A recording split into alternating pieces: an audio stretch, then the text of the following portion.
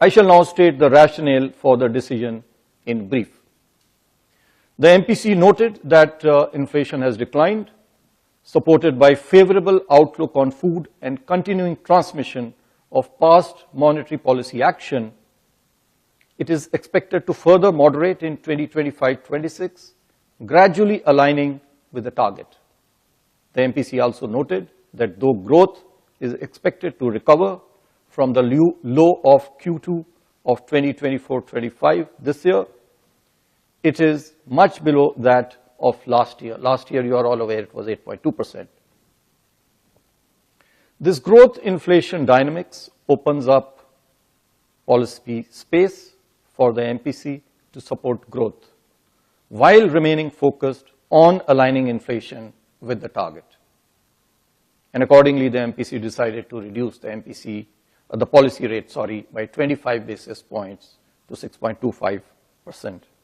At the same time, the MPC felt that excessive volatility in global financial markets and continued uncertainties about global trade policies, coupled with adverse weather events, pose risks to the growth and inflation outlook.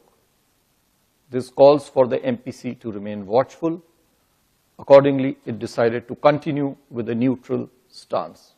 Well, I believe that it has served the Indian economy very well over these years, including the very challenging period since the pandemic. The average inflation has been lower post the introduction of this framework. Moreover, CPI has mostly stayed aligned with the target given under this framework, barring a few occasions of breaching the upper tolerance band since its inception.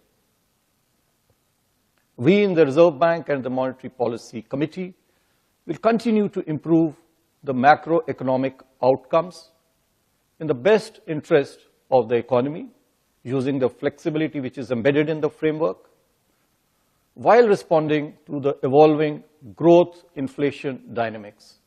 The MPC unanimously decided to reduce the policy rate by 25 basis points from 6.5% to 6.25%. Consequently, the standing deposit facility, SDF, the SDF rate shall be at 6.0%, and the marginal standing facility rate, also called the MCF rate, and the bank rate shall be 6.5%. The MPC also decided unanimously, again, to continue with the neutral stance. The RBI has estimated that real GDP growth for the next year to be at about 6.7%, with Q1 at 6.7%, Q2 at 7%, Q3 at 6.5%, and Q4 too at 6.5%. The risks are evenly balanced. Coming now to inflation, headline inflation after moving above the upper tolerance band in October has since registered a sequential moderation in November and December, standing at 5.2% now. Going ahead, food inflation pressures, absent any supply side shocks, should see a significant softening due to good Kharif production, winter easing as we witness every year in the vegetable prices, and a favorable Rabi crop prospect. प्रभात खबर.com, विश्वास वही, रफ्तार नहीं.